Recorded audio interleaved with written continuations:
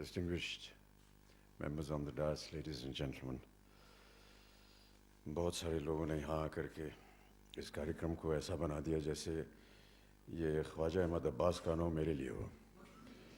बहुत सारी बातें, अच्छी अच्छी बातें कर दी, मैं उसके आभार प्रकट करता हूँ। मैं इस लायक नहीं हूँ, लेकिन आपका बहुत बहुत शुक्रिया। सायदा जी को मैं धन्यवाद देता हूँ कि उन्होंने मुझे यहाँ आज आमंत्रित किया, और जब से उन्होंने बीड़ा उठाया कि अब्बास साहब को हमेशा हमें याद रखना चाहिए, तब से मैं उनके साथ हूँ। और बहुत सारी मीठी बातें इन्होंने बताई यूनिवर्सिटी के ज़माने की। एक बहुत ही खूबसूरत बात ये बताना भूल ही गई। जिस बस स्टॉप पे हम लोग सब इकट्ठा होते थे बस पकड़ने के लिए, 9 नंबर की यूनिवर्सिटी स्पेशल होती थी, बहुत सारे यार दोस्त हम सब,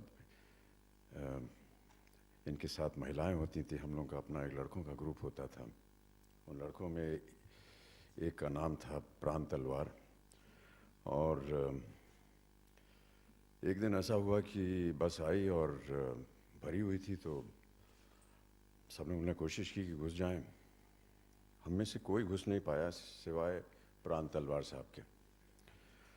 बड़ा निराश हुए हम लोग कि आज क्लास मिस हो जाएगी वगैरह, लेकिन बहुत ही दबे स्वर में मैंने बाद में सुना, पता नहीं किसने कहा था, सायदा जी ये ने कहा चलो अच्छा हुआ, प्राण जाए पर बचन न जाए।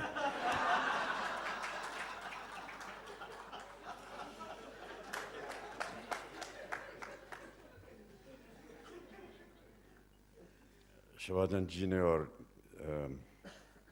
जिन लोगों ने बात की उन्होंने बता ही दिया कि 46 वर्ष हो गए साथ हिंदुस्तानी को।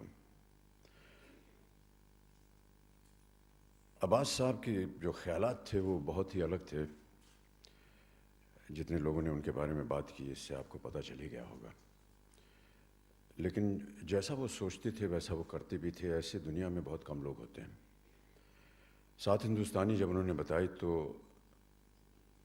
शायद आप में से बहुत से लोग ना जानते हैं उसकी कहानी। एक उनके सलाहकार थे, उनके साथ काम करते थे। उनकी कहानी उन्होंने सुनी कि किस तरह से जो स्वतंत्रता सेनानी थे वो गोवा जा रहे थे। गोवा क्योंकि पुर्तगाली कॉलोनियल रूल में भी था, तो वहाँ पर जाकर के तिरंगा वो फहराना चाह रहे थे शहर के बीचों बीच, और उनकी कहानी थी। तो अब्बास साहब ने ये पूरी कहानी वहाँ से बनाई, और अब्बास साहब को लगा कि 7 ऐसे स्वतंत्रता सेनानी उनको चुनने चाहिए। 7 लोगों को ही उन्होंने क्यों चुना, ये भी उसके पीछे एक उनकी एक सोच थी। 7 रंग होते हैं हमारे रेनबो में, 7 का महत्व जो है वो काफ़ी अहम होता है। लेकिन जो सबसे अच्छी बात थी वो ये कि जैसा कि अभी बताया कि अलग अलग देश के अलग अलग कोनों से उन्होंने 7 ऐसे कलाकारों को चुना। उत्पल दत्त जो कि बंगाल से थे, उनको एक पंजाबी का रोल दिया। वो चाहते थे कि जहाँ से तुम हो उससे अलग भूमिका तुम निभाओ, क्योंकि कहीं न कहीं अब्बास साहब इक्वालिटी में बहुत विश्वास रखते थे। तो मुझे उन्होंने एक मुसलमान का रोल दिया। मेरे मित्र अनवर अली को उन्होंने हिंदू बनाया। मधु जो कि केरल से थे, उनको उत्तर भारत से का एक रोल दिया। जलाल आगा थे जो कि मुसलमान थे, उनको महाराष्ट्रन का एक रोल दिया। इस तरह करके एक मेल जोल करके उन्होंने ये फिल्म बनाई। और न जाने क्यों उनकी ऐसी सोच थी कि जिस तरह से ये सेनानी लड़े होंगे उसी तरह हम लोग इस फिल्म को भी बनाएंगे। तो हम लोग सब यहाँ मुंबई के रेलवे स्टेशन से गाड़ी में गए शूटिंग करने गोवा। 3rd क्लास के कंपार्टमेंट में बैठ करके गए, और वहाँ पर जब भी अवसर मिला पैदल चलते थे हम लोग, अपना सामान वामान ढो करके। रहने के कोई होटल नहीं होता था। जहाँ सर्किट हाउस छोटे छोटे होते थे, जहाँ बिजली पानी वगैरह नहीं होता था, वहाँ पर हम लोग रहते थे। एक ही हॉल किस्म का एक वहाँ पर एक चबूतरा बना हुआ था, वहीं पर पूरा कास्ट क्रू सब एक साथ सोता था। चाहे आप कलाकार हों, चाहे आप कैमरामैन हों, चाहे आप स्पॉट बॉय हों, सब एक साथ वहीं सोते थे। उस ज़माने में होल्डॉल होता था, पता नहीं आप लोग होल्डॉल समझते हैं कि नहीं आजकल। पूरा बिरिया मतलब बोरी बिस्तर जो है वो एक होल्डॉल में से बंद कर दिया जाता है। एक तरफ तकिया होता था, फिर बाकी सब रज़ाई वगैरह उसमें गोल ऐसे बांध करके उसको ले जाया करते। सब लोग अपना होल्ड ऑल खोलते थे, उसी के अंदर सो जाते थे, सुबह उसको लपेटा और चल पड़े। कई बार मैं रात को जब सो रहा होता था तो नींद उठती थी तो देखता था कि अब्बास साहब भी वहीं बगल में ही ज़मीन पर ही लेटे हुए हैं, और क्योंकि बिजली नहीं थी तो वो लालटेन लेकर के काम किया करते थे अगले दिन की डायलॉग्स लिखने के लिए। इस तरह से उन्होंने काम किया। पंडित जूकर जी की बात हुई अभी, और वो आज यहाँ मौजूद हैं। पंडित जी को सबसे पहले प्रोत्साहित किया अब्बास साहब ने, इनको ट्रेनिंग के लिए भेजा। ठीक है, लगवा लेते हैं। उन्होंने कहा ये पंडित जूकर हैं, ये हमारे ख़ास हैं, ये आकर के आपको दाढ़ी लगाएंगे। मैंने कहा ठीक है।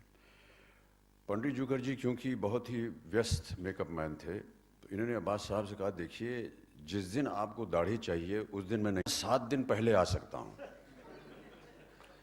तो जिसको भी दाढ़ी लगवानी है वो 7 दिन पहले लगवा ले।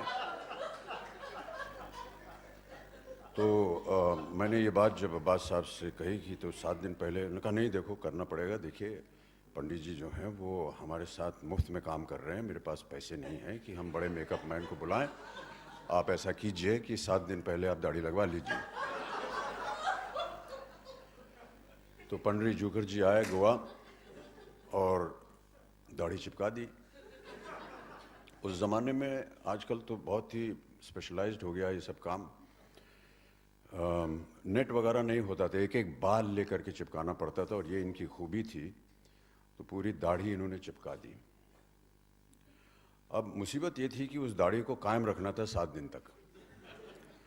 तो मैं आपको बताना चाहता हूँ देवियों सज्जनों कि 7 दिन में नहाया नहीं, क्योंकि अगर नहाता तो दाढ़ी उतर जाती है, और पंडित जूकर साहब होते नहीं। एक दुपट्टा मंगवाया हमने, हमारे हमारे साथ कमरे में थे अनवर अली, वो हम लोग गए कहीं बाहर, एक दुपट्टा लेकर के आए, पंखे से उसको लटकाया, आत्महत्या करने के लिए नहीं, पंखे से लटकाया उसको, और वो मैंने गर्दन के नीचे लगाया, और तकिए से तकरीबन 1-1.5 फुट ऊपर ऐसे में लेटा रहता था। पंडित जूकर जी, मैं आपको बताना चाहता हूँ कि ये जो कष्ट उठाया हमने 7 दिन, ये आपकी बदौलत था। आपको धन्य है, बहुत बहुत धन्यवाद।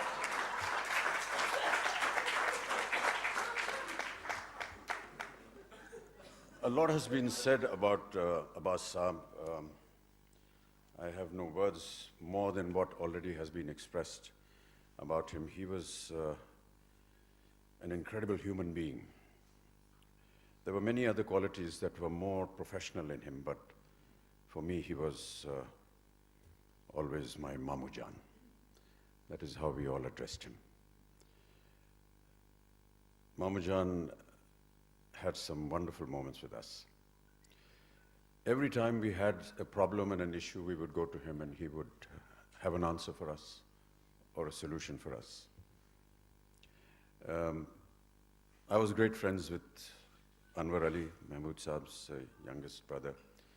And because we were always together, Annu said that, I think you should move into my room. So for many months and almost a year and a half, I stayed with him in his room in Mahmood Saab's house. Mahmood साहब के पास एक sports गाड़ी थी जो कि वो इस्तेमाल नहीं करते थे, वो उन्होंने अनवर अली को दे दी। तो हम लोग उस स्पोर्ट्स गाड़ी में घूमा करते थे। हम लोग समझते थे कि हम लोग बहुत बड़े स्टार हैं, क्योंकि वो गाड़ी जो थी वो स्पोर्ट्स कार थी, लेकिन उसमें पेट्रोल भरने के लिए हमारे पास पैसा नहीं होता था। तो ऐसा हम लोगों ने सोचा कि यार चलो कहीं से भीख मांग के जितना भी है 5-10 रुपए का पेट्रोल भरवा लेते हैं, जितनी दूर जाएगी उतनी दूर जाएंगे, और जब पेट्रोल ख़त्म हो जाएगा उतर जाएंगे गाड़ी से, गाड़ी वहीं छोड़ देंगे। और कई बार ऐसा हुआ कि जाते जाते गाड़ी बंद पड़ गई, तो हम लोग को छोड़ करके लोकल ट्रेन पकड़ के मामू जान के पास आते थे और कहते थे मामू जान हमारी गाड़ी जो है वहाँ पड़ी हुई है, पेट्रोल नहीं है। तो मामू जान बहुत ही उदारता से 100-50 रुपये हमें हमेशा देते रहते थे। But really, his entire thinking was one of equality. I do not know what the exact meaning of communism is. I don't know what the exact meaning of socialism is. But I would like to read to you his last page from the Blitz, in which he has written his will. And I think that this aptly describes what Khwaja Ahmad Abbas was and what he stood for. This is the last page of the Blitz that used to be edited and owned by Sheikh Karanjia. And the title of this article is called The Last Will and Testament of Khwaja Ahmad Abbas. This is being written by Abbas Sahib himself. I, Khwaja Ahmad Abbas, aged 73, in sound body.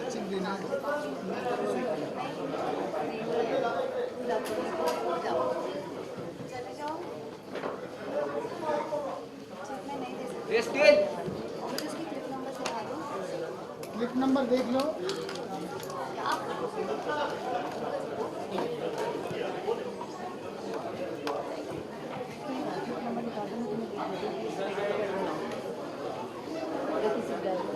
मैं करवा देता हूँ। कर record किया।